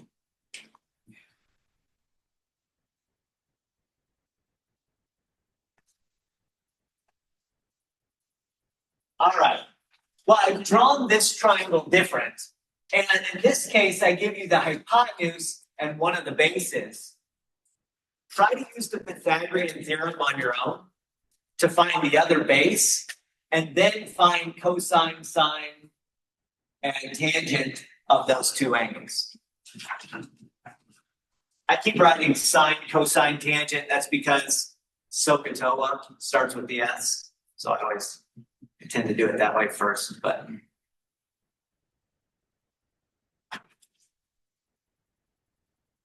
Go.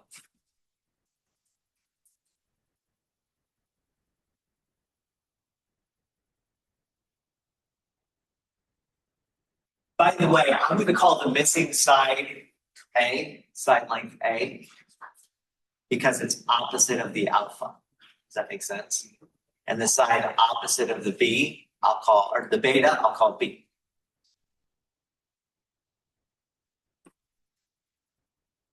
So the missing side, I'll call A in this case.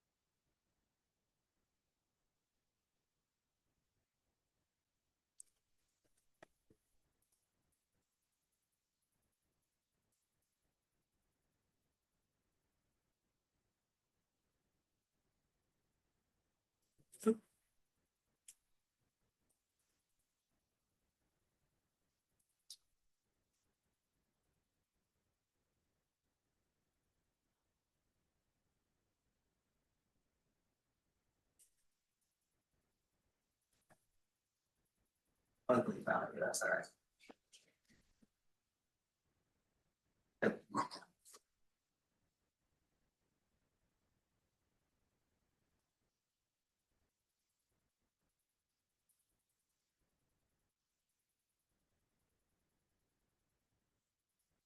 All right, so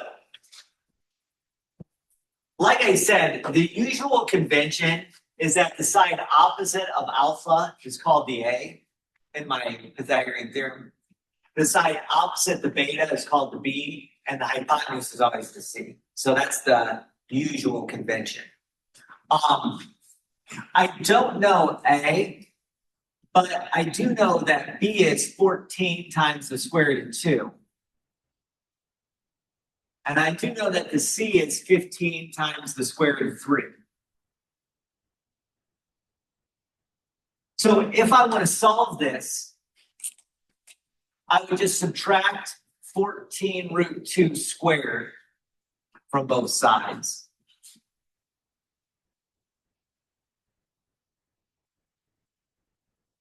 Make sure you square that before you subtract it. Do all of your arithmetic correctly. But I got square root, A squared is 283, which tells me A is the square root of 283. Everybody else get that? 283 number. Okay. Square root of 283 is not a nice number. You can't, there's no perfect squares that factor out. Okay. So you can't factor out a perfect square there. Other than the trivial one. So we're just left with square root of 283. I'm going to leave it that way right now. Obviously in Moodle, you just round it to a couple decimal places. And we had that. I had that on my calculator just a second ago. That's a little over 16.82. Okay. So in Moodle, you can probably round to 2 decimal places. I'm going to leave it as square root of 283 right now on the board. All right. Once I know that,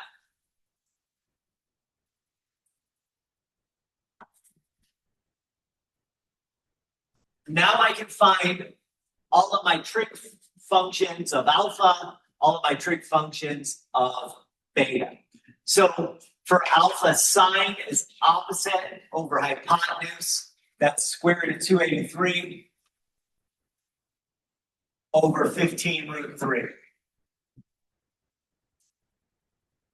Cosine is adjacent over hypotenuse. That's 14 root 2 over 15 root 3. Tangent of alpha is opposite over adjacent. That's square root of 283 divided by 14 times the square root of 2.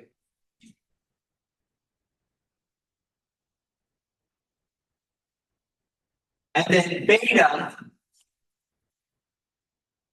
works in a very similar way. Still, sine of beta is opposite over hypotenuse.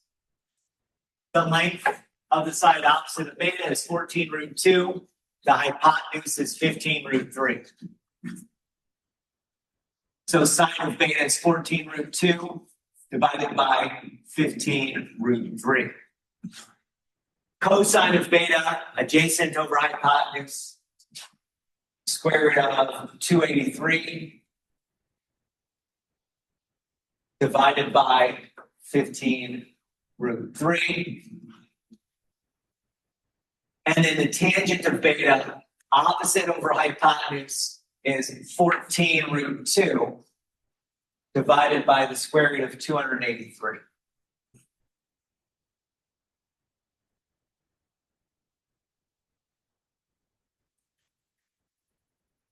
Again, in Moodle, you just type all those things in, round it to a couple decimal places. Go through that step.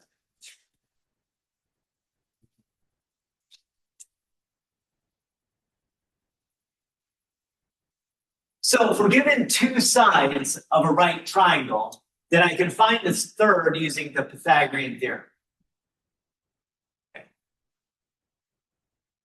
No matter whether I don't know the hypotenuse or I don't know one of the legs. I can find sine, cosine, tangent of whichever angle of a right triangle using SOHCAHTOA.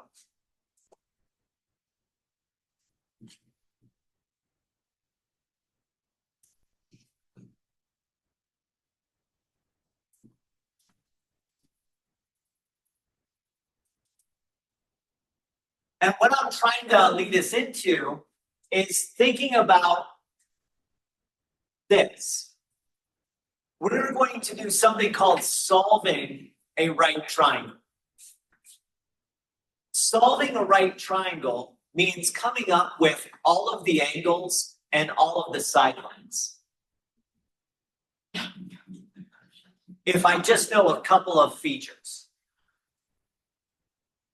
So if I know a couple of features of the right triangle, it turns out I can come up with all of the angles and all of the sidelines.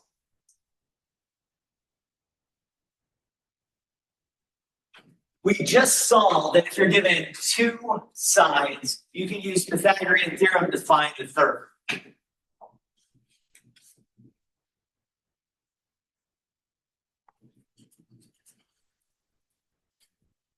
Other tools that we can use, well, if I know two sides, like if I knew A and B, then I could find the tangent of alpha.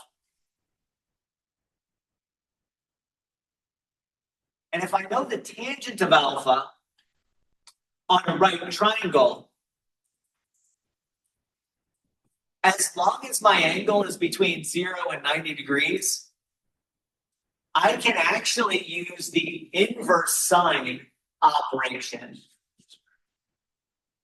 or the inverse cosine operation, or like I was saying, the inverse tangent operation to find the angle itself. Okay. Now, for this stage of what we're doing, we're dealing with right triangles. Therefore, all of my angles that I'm going to be using are going to be between 0 and 90 degrees. All right? And we already know that the right angle is 90 degrees. So it's going to be less than 90 degrees, the angles that I'll be dealing with.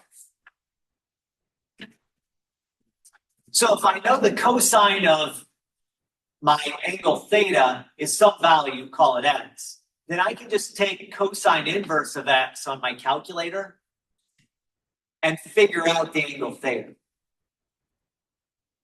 Okay. It's kind of like way back here where I saw that the cosine was √3/2 and the sine was 1/2. And so I said, oh, I know that's the angle 30 degrees. So I could have figured out that theta was 30 degrees from that, from those values.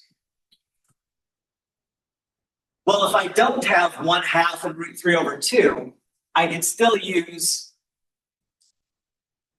inverse cosine or inverse sine or inverse tangent. All of these will give me the same result to actually find the angle theta. All right.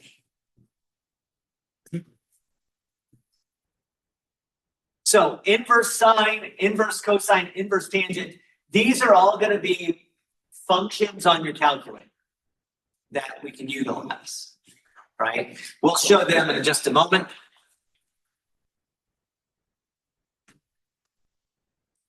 So let's look at this right triangle that I had earlier.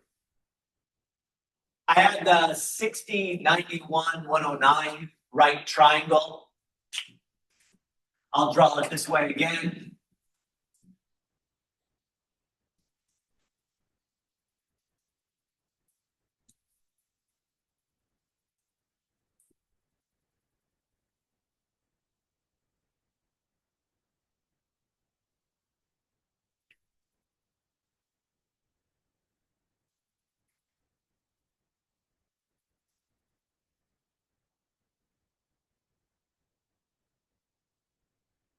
So what I know from SOHCAHTOA is that the sine of my angle alpha is going to be 60/109.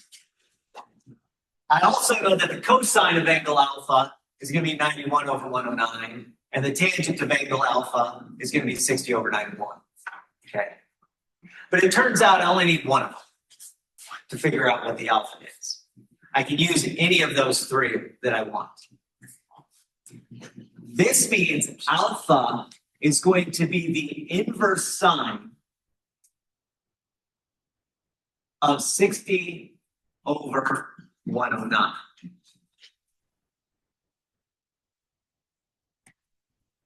Okay. And that's something that I can type on my calculator.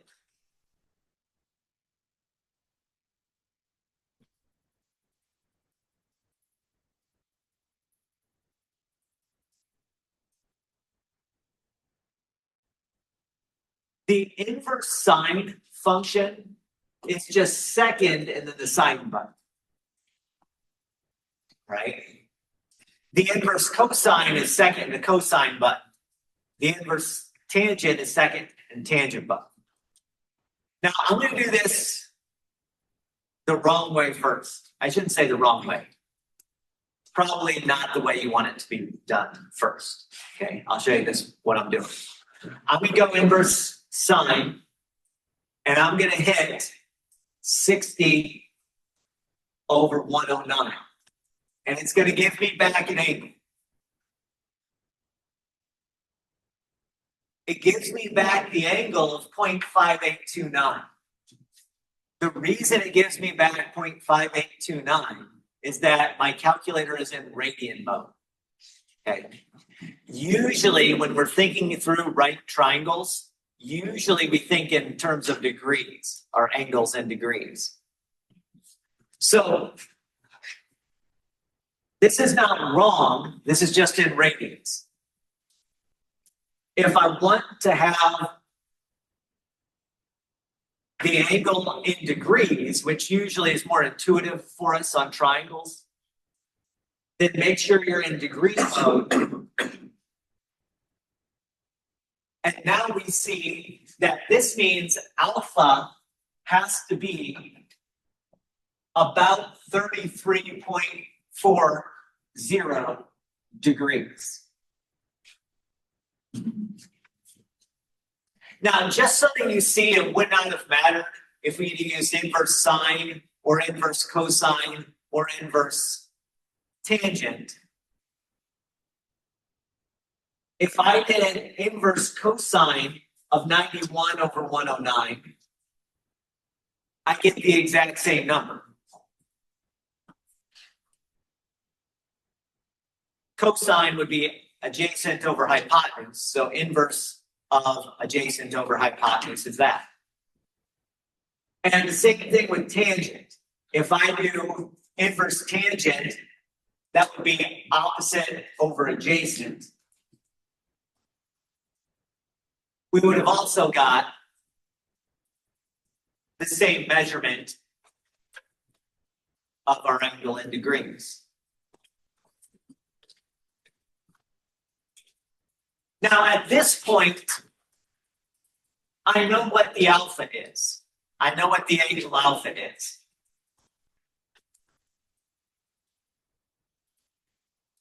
I can find angle beta now in two different ways. Well, technically four.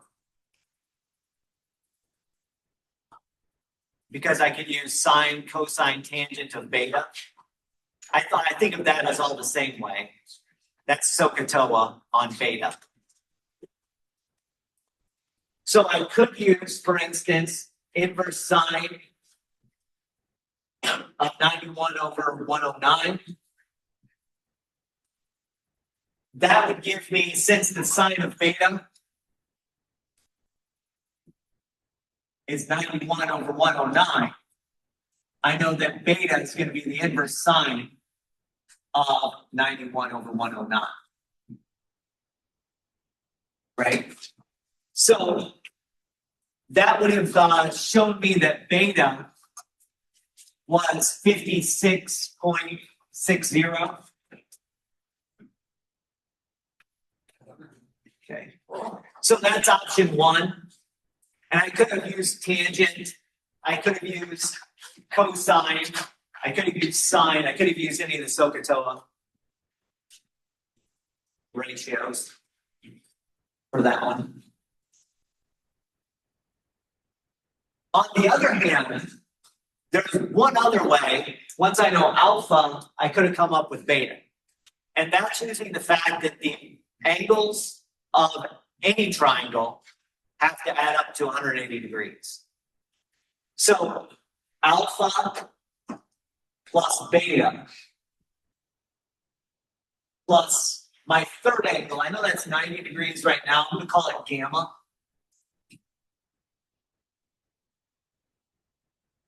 The three angles of my triangle have to add up to 180 degrees. If I know that alpha is 33.4, and I know that this angle is a 90-degree angle, I can simply find beta by taking 180 and then subtracting 90 and subtracting 33.4. And sure enough,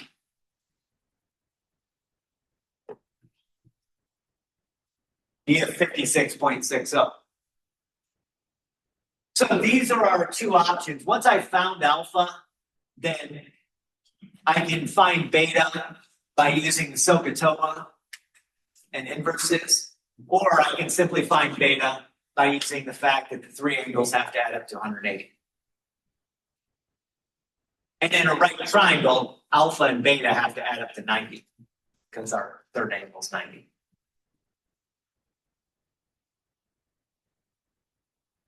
Questions about that? All right, we will, next class period, we'll do some solving of right triangles.